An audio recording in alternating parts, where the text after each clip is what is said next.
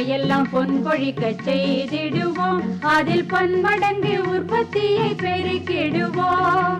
பண்ணையெல்லாம் பொன் கொழிக்க செய்திடுவோம், அதில் பன்மடங்கு உற்பத்தியை பெருக்கிடுவோம். உழவர் உலகம். கண்மணி பொல்லல் மணியை வளர்த்திடவே நாடும் கருத்துரைக்கும் ஒளிபரப்பை கேட்டிடுவோம். கண்மணி பொல்லல் மணியை வளர்த்திடவே நாடும் கருத்துரைக்கும் ஒளிபரப்பை கேட்டிடுவோம். என்ன கத்திரிக்காலாம் இம்புட்டு பூச்சி அடிச்சு போயிருக்கு. அடடா, மறுபடியும் மருந்து அடிக்கணும் போலயே. என்ன பொண்ணியக்கா தனியா பேசிக்கிட்டு இருக்கீங்க? வா மருதாணி, இங்க பாரு, இந்த கத்திரிக்காய் செடியெல்லாம் எம்புட்டு பூச்சி அடிச்சிருக்குன்னு. அட ஆமா, என்னக்கா சரியா பூச்சி மருந்தெல்லாம் தெளிக்கிறது இல்லையா? என்ன மருதாணி இப்படி கேட்டுப்புட்ட? வீட்டு வேலைகளை முடிச்ச கையோட தோட்டத்து வேலைக்கு வந்துடுவேன். வந்ததும் செடிக்கு தண்ணி பத்தலையா, களை வந்திருக்கா, ஆடு மாடு மேய்ஞ்சிருச்சான்னு கண்ணும் கருத்துமா பார்த்துப்பேன் புள்ள. அப்படிப்பட்டனா மருந்து தெளிக்காம இருப்பேனா? அதுவும் சரிதான் மருதாணி, செடிகளில் பூச்சி கட்டுப்பாட்டுக்கே வரமாட்டேங்குது புள்ள. இதனால விற்பனையும் குறையுது. என்ன செய்யறதுனே புரியல. ஏங்கா, காய்கறி செடிகள்னாலே அப்படிதானே இருக்கும். நாம தான் கொஞ்சம் விழிப்புணர்வா இருந்து சரியா பராமரிப்பு பண்ணணும். என்ன பராமரிப்பு பண்ண சொல்ற? அக்கா, பேசாம வேற ஏதாவது காய்கறி பயிர்களை பயிரிட வேண்டியது தானே? ஆமா மருதாணி, நானும் அதைத்தான் யோசிச்சுக்கிட்டு இருக்கேன். அப்ப உடனே ஆரம்பிச்சிட வேண்டியது தானே? அதை ஏன் உட்காந்து யோசிச்சுக்கிட்டு இருக்கீங்க? நீ சொல்றது சரிதான் புள்ள. ஆனா உடனே என்ன காய்கறிகள் பண்றது, அதை எப்படி பண்றது, இதெல்லாம் யோசிச்சாலே ஒரே குழப்பமா இருக்கு புள்ள. பொன்னியக்கா, எந்த ஒரு புது விஷயத்த முயற்சி பண்ணும் போதும் நமக்கு கொஞ்சம் யோசனையா தான் இருக்கும். ஆனா அதை பத்தி அனுபவம் உள்ளவங்க கிட்ட நம்ம பேசும்போது நமக்கு ஒரு வழி கிடைக்கும். நீ சொல்றது சரிதான். ஆனா அவங்க சொல்றத வச்சு நான் என்ன பண்றது? பொன்னியக்கா, அனுபவங்களை அவ்வளவு குறைவா இட போடாதீங்க. நாம எடுக்க போற முடிவுக்கும் அதை சரியான முறையில செய்யறதுக்கும் மற்றவங்களோட அனுபவமும் ஆலோசனையும் ரொம்ப முக்கியம். அது சரி, இப்ப நான் யார் சொல்றதை கேட்கணும்? அதை சொல்லு முதல்ல. சொல்றேன்க்கா, காய்கறி சாகுபடி அனுபவங்களை பத்தி செங்கல்பட்டு அனுமந்தபுரம் டி சுந்தரவடிவேல் அவங்க சொல்லுவாங்கக்கா, அதை கேளுங்க.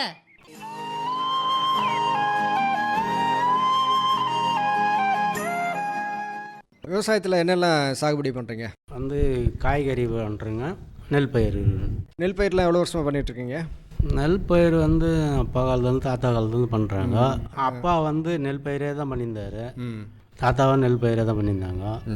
நாங்கள் கொஞ்சம் ஏற்பட்டு தான் சரி காய்கறியில் கொஞ்சம், ஆனால் கஷ்டம் அதிகம் தான். காய்கறியில் கஷ்டப்பட்டாலும் கொஞ்சம் பலன் இருக்குன்றதுக்காக காய்கறிகளில் கொஞ்சம் மாற்று பயிரா, அதனால் வருமானம் கொஞ்சம் அதிகமாகும். ஆமாம் சார். காய்கறி பயிர். ஆமாம். காய்கறி பயிர் என்னெல்லாம் செய்கிறீங்க? கோவக்காய், புடலஞ்செடி. இப்போதைக்கு புடலஞ்செடி இருக்குது, காய் போயிங்குது. கோவக்காய் போயிங்குது.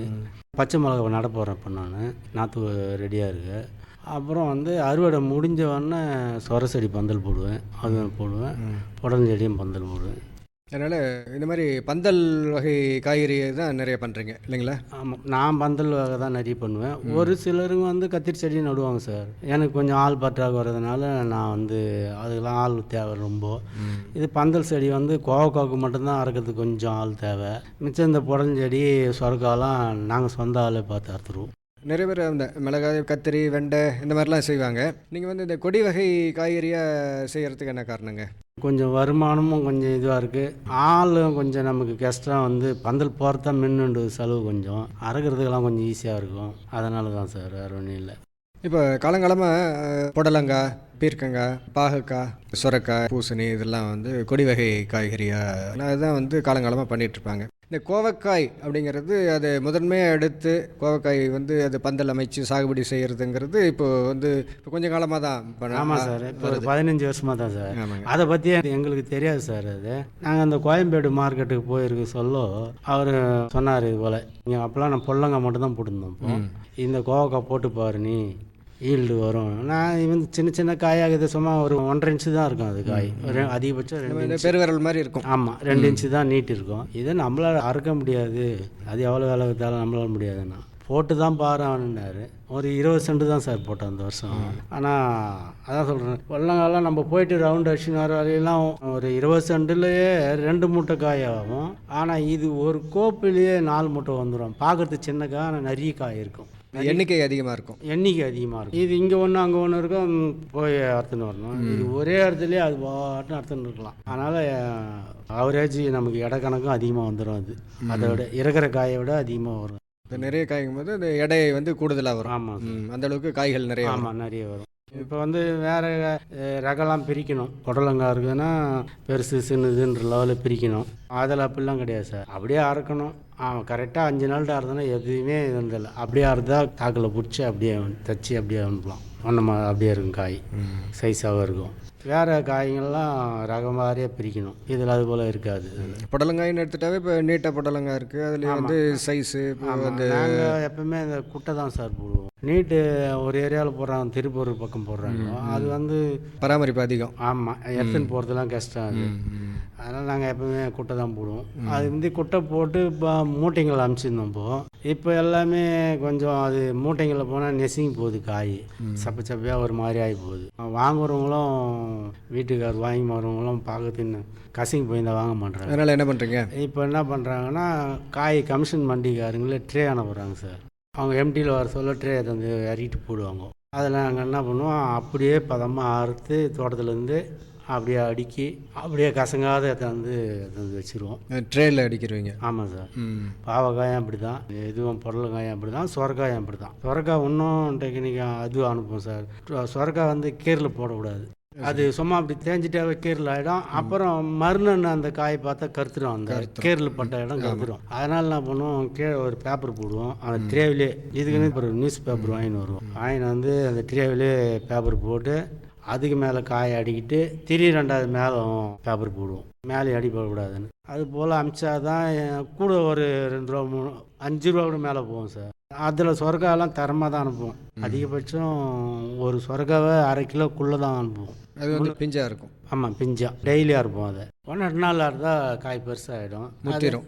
முத்தா சார் ரேட்டு போகாது சார். அது அப்படிங்களா? ஆமாம், ரேட்டு போகாது. சின்ன காய்களுக்கு தான். சின்ன காயில் இருந்தால் பார்க்குறதுக்கு அது ஃப்ரெஷ்ஷாக இருக்கும். அப்படியே ரேட் அதிகமாகும். பெருசாகிடுச்சுன்னு வச்சு ஹோட்டலு இது போல் இதுதான் போகும். இது பார்க்குறதுக்கு சின்னதாக இருந்தால் விலை குறையும் இல்லைங்களா? பெருசாகிடுச்சுன்னா விலை குறைஞ்சிடும். கிலோ கணக்கு விலை குறையும். விலை குறையும். அதனால் நாங்கள் சைஸாக சின்னதாக அறுத்து ட்ரேவில் போட்டு அனுப்புவோம் சார். கொடி வகை காய்கறியில் இதெல்லாம் சொல்கிறீங்க இல்லைங்களா? இப்போ சுரக்காய், புடலங்காய், பாவக்காய், இதெல்லாம் இந்த சாகுபடி செய்கிறதுக்கும் இந்த கோவக்காய் சாகுபடி செய்கிறதுக்கு என்ன வித்தியாசங்க?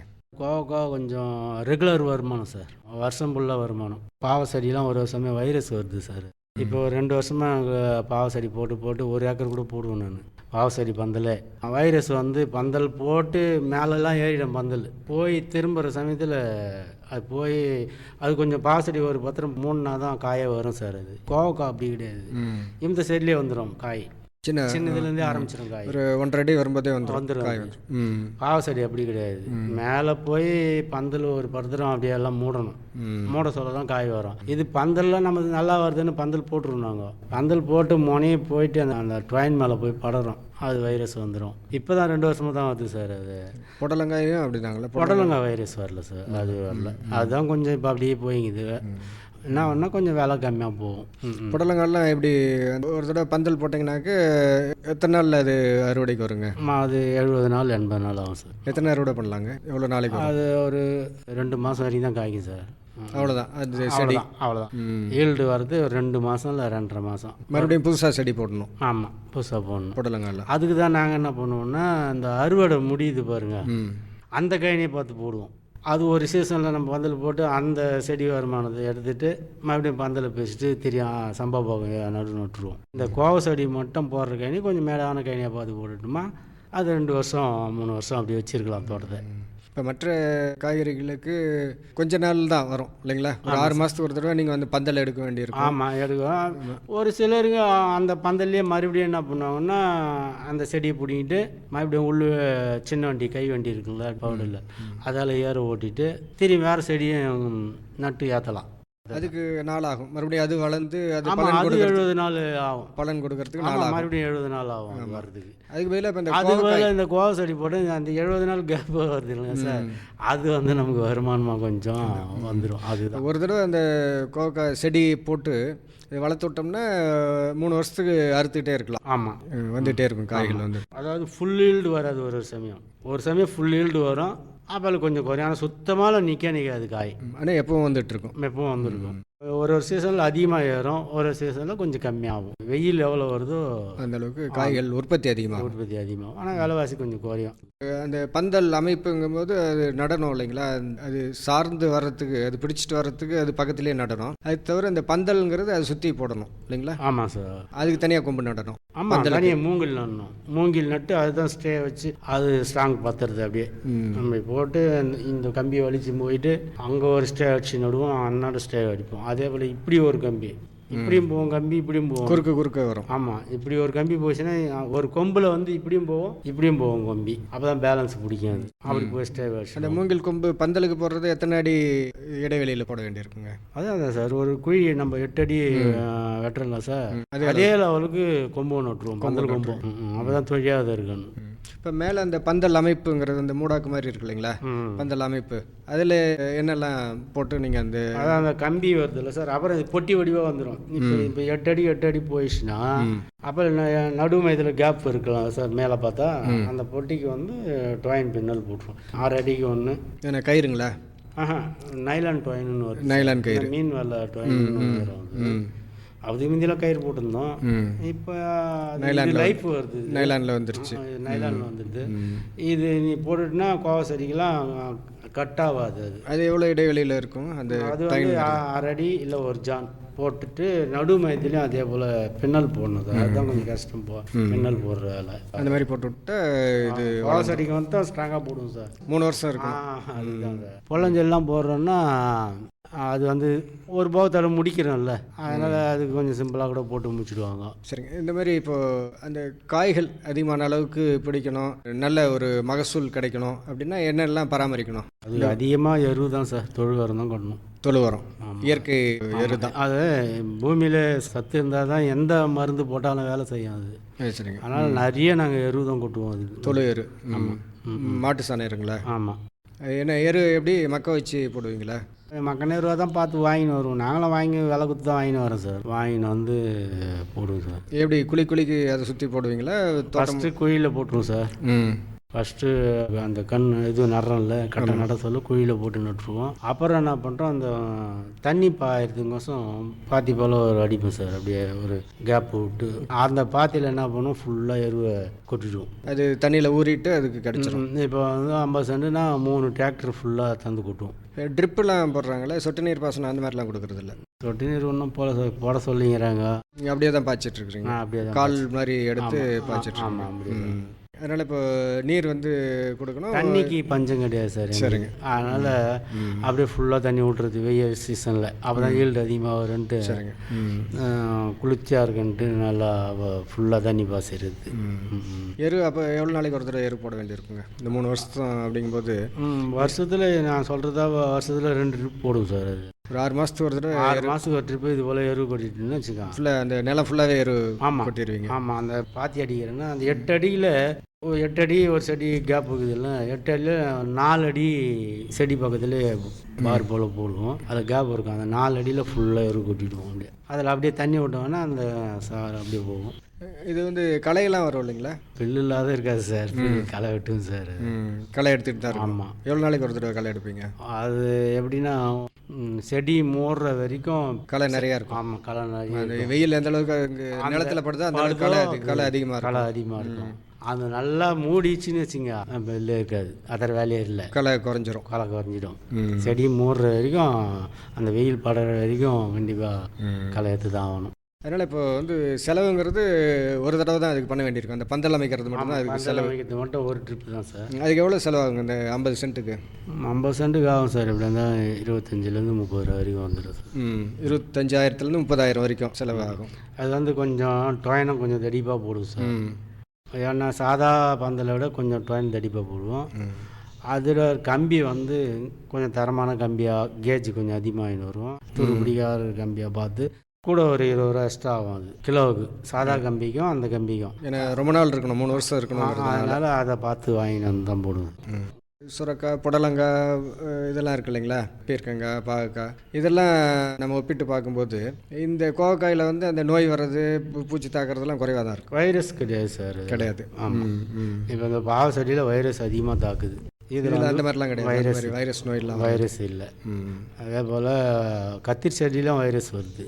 அது நிறைய கத்திரினாவே நிறைய நோய்கள், பூச்சி தாக்குதல் நிறைய. ஆன் செடின்ற ஒரு வைரஸ் வந்துட்டு அது வந்தாலும் கண்ட்ரோல் பண்ண முடியல. அதெல்லாம் போட்டு பார்த்துட்டோம் நாங்கள். அதனால் இப்போ இந்த கோவக்காங்கிறது ஓரளவுக்கு நல்ல. இப்போ கோவ செடியும் பழஞ்செடி, சொரக்காய் செடி எல்லாம் பந்தலில் போட்டுன்னு தான் இருக்கணும். இதெல்லாம் கொஞ்சம் நோய் குறைவு இல்லைங்களா? நோய்னா சாதாரண ஒரு மஞ்சள் நோய் அது போல் நோயாக இருந்தால் அதுக்கெல்லாம் கொஞ்சம் மருந்து இருக்குது, பார்த்துடுவாங்க, அது பண்ணிடலாம். நோய் தாக்குதல், பூச்சி தாக்குதல், இந்த புழு தாக்குதல் அதுக்குன்ட்டு நிறைய செலவு பண்ண தேவையில்லை. இல்லை, பூச்சி புழு வரும் சார். ஆனால் அதுக்கு ஏற்றாப்புல நம்ம கொஞ்சம் மருந்து அடிக்கணும். கொஞ்சம் நம்ம இந்த மஞ்சள் அட்டையெல்லாம் கட்டுவோம் நான். அப்புறம் வந்து இந்த காயில் வந்து இந்த ஆடி அவனில் வந்து இந்த பழையன்னு ஒன்று தேனி போல் குலவி அது கொட்டும். ஒரே ஒரு ஊசி போல் போட்டு போயிடுச்சுன்னா அந்த இடம் வரைக்கும் கழுவிடும் காய். கோவக்காய். ஆமாம். இங்கே வந்து வாசனை திரவ கட்டுன்னு இருக்குது. நம்ம கேவிக்கில் வந்து வாங்கினே போவேன் நான். காசு கொடுத்து வாங்கி போவோம். வாங்கிட்டு போயிட்டு இது போல் பாட்டிலில் வச்சு கட்டி 2 பக்கம் தொலை போட்டுருவோம். அப்படி எடுத்து பந்தங்களில் 4 பக்கம் அப்படி கட்டி விட்டுன்னு வச்சுங்க. அந்த கீழே தண்ணி வச்சுருவோம் பாட்டிலில். 2 பக்கம் தொலை போட்டுருவோம். பாட்டிலில் 2 பக்கம் வாட்டர் பாட்டிலில் 2 பக்கம் தொலை போனால் அந்த வாசனைக்கு வரும். அது வந்துட்ட உடனே அப்படியே உள்ளே போய் அந்த கட்டையில் போய் வாசனைக்கு உள்ளே ஓடிடும் அந்த தொலை வழியால். அப்புறம் ஒரு டக்குன்னு திரும்பி வெளியே ஓடுறதுக்கு என்ன பண்ணணும், அந்த வழியாலேயே வரணும்னு அதுக்கு கிடையாதுல்ல. மேலுக்கு ஓட சொல்ல அது அப்படியே மோதி டக்குன்னு தண்ணியில் விழுந்துடும். கீழே தண்ணி இருக்குல்ல, அது நம்ம தோட்டக்காலில் தான் சொல்லி கொடுத்தாங்க அதெல்லாம். என்ன பொன்னியக்கா, காய்கறி சாகுபடி அனுபவங்கள் பற்றி செங்கல்பட்டு அனுமந்தபுரம் டி சுந்தரவடிவேல் அவங்க சொன்னது பயன் தரக்கூடியதாக இருந்ததா? ரொம்ப சிறப்பாக இருந்துச்சு புள்ள. காய்கறி சாகுபடியில் இவரோட அனுபவம் எதிர்காலத்தில் எனக்கு மிகவும் பயன் தரக்கூடியதாக இருக்கும். அதுவும் கொடி வகை காய்கறிகள் பற்றி சொன்னார் பாரு, அது ரொம்பவே அற்புதம் போ. அது என்னோட ஆர்வத்தை இன்னும் அதிகரிச்சிச்சுன்னா பாரேன். ரொம்ப நல்லதுக்கா. இப்படிதான் நாம காலத்துக்கு ஏத்தா போல மாறிக்கணும். இல்லைன்னா நம்ம முயற்சிக்கு எப்படி பலன் கிடைக்கும்? சரியா சொன்ன மருதாணி. இனிமே புது புது விஷயங்களை செய்யறதுக்கு நான் யோசிக்கவும் மாட்டேன், தயங்கவும் மாட்டேன். சரிக்கா, அப்ப நானும் புறப்படுறேன். பிள்ளைங்களுக்கு பள்ளிக்கூடம் விட்டுருப்பாங்க. இந்நேரம் அவங்க பெரியப்பா வீட்டில் எல்லாரும் இருப்பாங்க. நான் போய் கூட்டிட்டு வரேன்க்கா. சரி புள்ள, போயிட்டு வா. மற்ற விஷயங்களை நாளைக்கு பேசிப்போம்.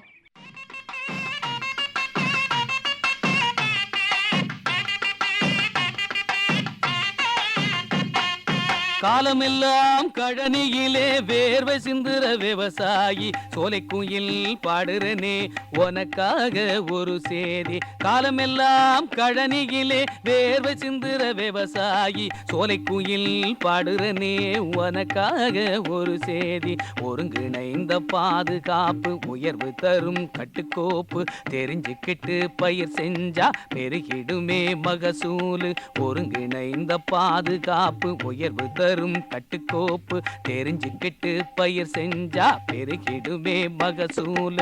காலமெல்லாம் கழனியிலே வேர்வை சிந்துற விவசாயி, சோலைக்குயில் பாடுறனே உனக்காக ஒரு சேதி. காலமெல்லாம் கழனியிலே வேர்வை சிந்துற விவசாயி, சோலைக்குயில் பாடுறனே உனக்காக ஒரு சேதி.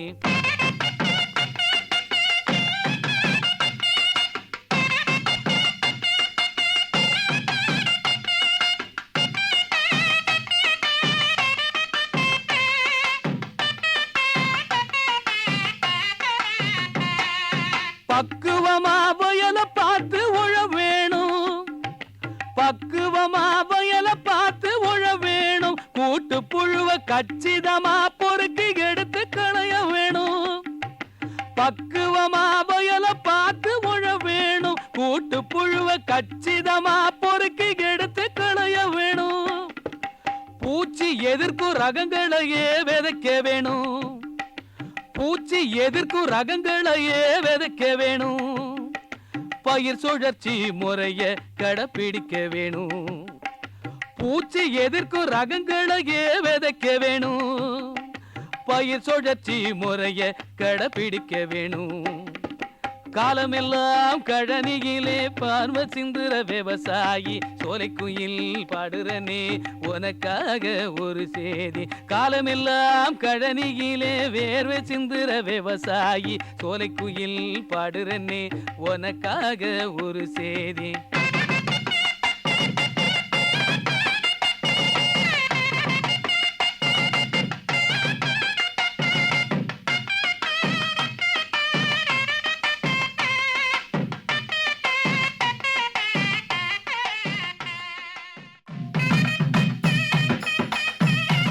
இனி தொடர்வது வேளாண் செய்திகள். அங்கக வேளாண்மையில் இடுபொருட்கள் உற்பத்தி மற்றும் பயன்பாட்டினை அறிந்து கொள்ளலாம். உலக அளவில் காணப்படும் பல்வேறு உடல்நல பிரச்சனைகளுக்கு முக்கிய காரணம் வேளாண் ரசாயனங்களின் எச்சங்கள் என்று கண்டறியப்பட்டுள்ளது. பூச்சிக்கொல்லிகளின் எச்சம் உணவுச் சங்கிலியில் நுழைந்து மனிதர்களுக்கும் விலங்குகளுக்கும் பல உடல்நலக்கேடுகளை ஏற்படுத்துகின்றன என்பது நிரூபிக்கப்பட்டுள்ளது. ஆரோக்கியமான வேதிப்பொருட்கள் இல்லாத உணவை வழங்குவது புதுயுகத்தின் தேவையாகும். மண்வளத்தை காப்பதில் அங்கக வேளாண்மை அவசியமாகிறது. சுற்றுச்சூழலுக்கு பாதுகாப்பான உணவினை வழங்கும் முறைக்கான பயிர் வளர்ச்சி ஊக்கிகள் மற்றும் அங்கக பூச்சி விரட்டிகளை பற்றி இங்கு தெரிந்து கொள்ளலாம். அங்கக வேளாண்மையில் பயிர் வளர்ச்சியை ஊக்குவிப்பதில் மீன் மற்றும் முட்டை அமிலம் முக்கிய பங்கு வகிக்கிறது. இந்த கரைசல்கள் பயிர்களுக்கு தேவையான முக்கிய ஊட்டச்சத்து மற்றும் வளர்ச்சி ஊக்கிகளை அளித்து பயிர்களில் அதிக உற்பத்தி திறன் மற்றும் விளைச்சல் பெற உதவுகின்றன.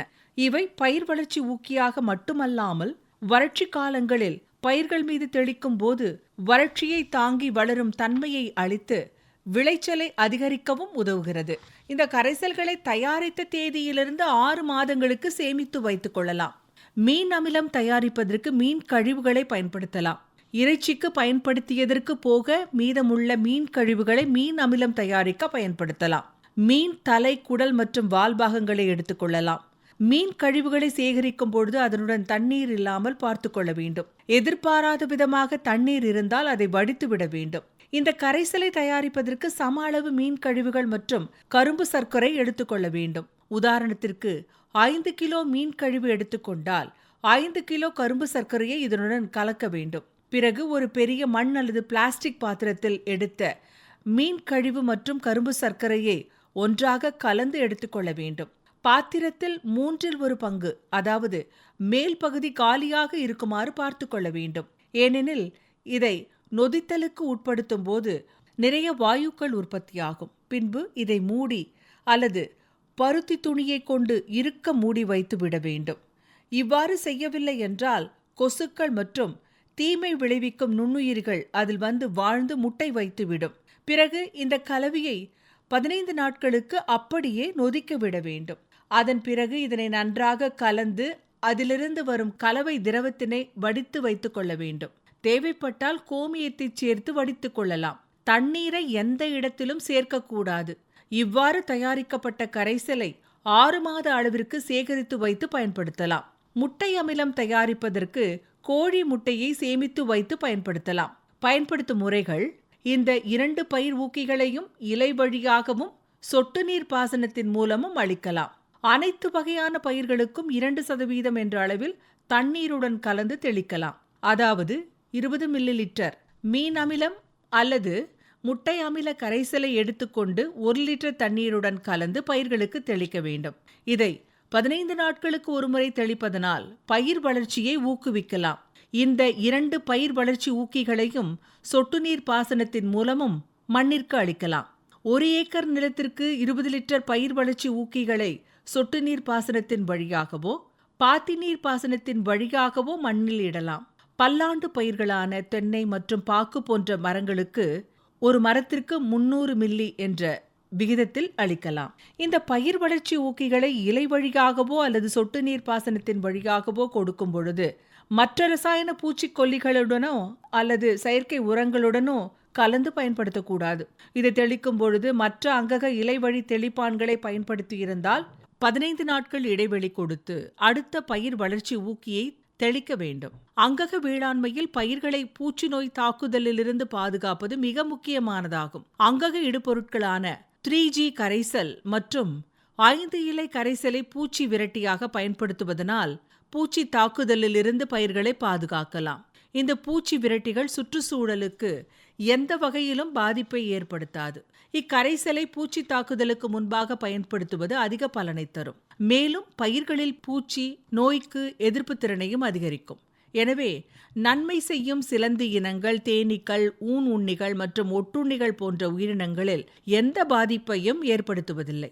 இதனை அனைத்து வகையான பயிர்களுக்கும் பயன்படுத்தலாம். 3G கரைசல் தயாரிப்பதற்கு 3 வகையான பொருட்கள் பயன்படுத்தப்படுகின்றன. அதாவது இஞ்சி, பச்சை மிளகாய் மற்றும் பூண்டை சம விகிதத்தில் எடுத்து தண்ணீர் சேர்க்காமல் சிறிது கோமியம் சேர்த்து நன்றாக அரைத்து கொள்ள வேண்டும். பிறகு இதனுடன் 2 மடங்கு கோமியத்தை சேர்க்க வேண்டும். அதாவது இந்த இடுபொருட்களை தலா 1 கிலோ என்ற அளவில் எடுத்துக்கொண்டால் இதனுடன் 6 லிட்டர் அளவு நாட்டு மாட்டு கோமியத்தை சேர்த்து நன்கு கலக்க வேண்டும். அதனை பிறகு ஒரு மண்பானை அல்லது பிளாஸ்டிக் வாளியில் ஊற்றி நன்கு கலந்து மூடி வைக்க வேண்டும். இதனுடன் தண்ணீர் சேர்க்கக்கூடாது. இதனை 15 முதல் 20 நாட்களுக்கு நொதிக்க வைக்க வேண்டும். ஒவ்வொரு நாளும் காலை மாலை வேளைகளில் இதன் மூடியை திறந்து நன்கு கலக்கிவிட வேண்டும். பிறகு இந்த கரைசலை வடிகட்டி 6 மாதங்களுக்கு சேமித்து வைத்துக் கொள்ளலாம். இவ்வாறு சேமித்து வைக்கும் பொழுது அதில் சேகரிக்கப்படும் வாயுக்களை 2 நாட்களுக்கு ஒரு முறை கொள்கலனின் மூடியை திறந்து வெளியேற்றிய பின்னர் மூட வேண்டும். இந்த கரைசலை அனைத்து வகையான பயிர்களுக்கும் 5% என்ற அளவில் தண்ணீருடன் கலந்து தெளிக்கலாம். அதாவது 1 லிட்டர் தண்ணீருக்கு 50 மில்லி என்ற அளவில் இந்த 3G கரைசலை கலந்து பயிர்களுக்கு தெளிக்க வேண்டும். இதை 15 நாட்களுக்கு ஒரு முறை தெளிப்பதனால் பயிர்களை பூச்சி தாக்குதலிலிருந்து பாதுகாக்கலாம். இந்த 3G கரைசலுடன் ரசாயன பூச்சி மருந்துகளை கலந்து பயன்படுத்தக்கூடாது. இந்த கரைசலின் முழு பலனை அடைய பூச்சி தாக்குதலுக்கு முன்பாக இதனை பயன்படுத்த வேண்டும். 5 இலை கரைசலானது பூச்சி விரட்டியாக செயல்பட்டு பயிர்களை பூச்சி மற்றும் நோய் தாக்குதலிலிருந்து பாதுகாக்கிறது. இக்கரைசலை தயாரிக்க 5 வகையான இலைகளை நாம் பயன்படுத்த வேண்டும். மண்பானை அல்லது பிளாஸ்டிக் வாளியில் வேப்ப இலை, ஊமத்தை, நொச்சி, எருக்கு மற்றும் சோற்றுக்கற்றாழை ஆகியவற்றை சம அளவில் எடுத்து கோமியம் சேர்த்து நன்றாக அரைத்து கொள்ள வேண்டும். இதனுடன் 2 மடங்கு கோமியத்தை கலக்க வேண்டும். அதாவது இலைகளை தலா 1 கிலோ என்ற விகிதத்தில் எடுத்திருந்தால் 5 இலைகளும் சேர்த்து 5 கிலோ கிடைக்கும். இதனுடன் 10 லிட்டர் கோமியத்தை கலந்து இக்கரைசலை 15 நாட்கள் நொதிக்க வைக்க வேண்டும். ஈக்கள் முட்டையிடுவதை தவிர்க்க கொள்கலனை எப்பொழுதும் மூடியே வைத்திருக்க வேண்டும். 15 நாட்களுக்கு பிறகு இந்த 5 இலை கரைசலை வடிகட்டி 6 மாதங்களுக்கு சேமித்து வைத்துக் கொள்ளலாம். இந்த கலவையை 10% அதாவது 10 லிட்டர் தண்ணீரில் 1 லிட்டர் 5 இலை கரைசலை கலந்து அனைத்து வகையான பயிர்களுக்கும் தெளித்தல் முறையில் பயன்படுத்தலாம். இந்த 5 இலை கரைசலானது பயிர்களை பூச்சி நோய் தாக்குதலிலிருந்து தடுப்பதோடு பயிர் வளர்ச்சிக்கும் ஊக்கமளிக்கிறது. இதுவரை வேளாண் செய்திகள் கேட்டீர்கள்.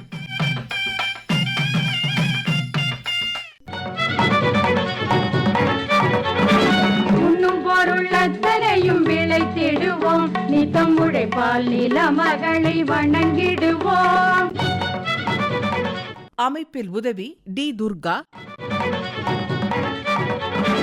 உண்ணும் பொருள் அத்தனையும் விளைத்திடுவோம், நித்தம் உழைப்பால் நில மகளை வணங்கிடுவோம். அமைப்பு எஸ். முருகேசன். பொட்டலையும் பூம்பொழிலாய் திருத்திடுவோம், அதற்கு புத்தம் புது முறைகளையும் புகுத்திடுவோம். பொட்டலையும் பூம்பொழிலாய் திருத்திடுவோம், அதற்கு புத்தம் புது முறைகளையும் புகுத்திடுவோம். இத்துடன் இன்றைய உழவர் உலகம் நிகழ்ச்சி நிறைவு பெறுகிறது. பட்டி தொட்டி சொர்க்கமாக பாடுபட்டே நம் பாரத சமுதாயத்தை உயர்த்திடுவோம். பட்டி தொட்டி சொர்க்கமாக பாடுபட்டே நம் பாரத சமுதாயத்தை உயர்த்திடுவோம்.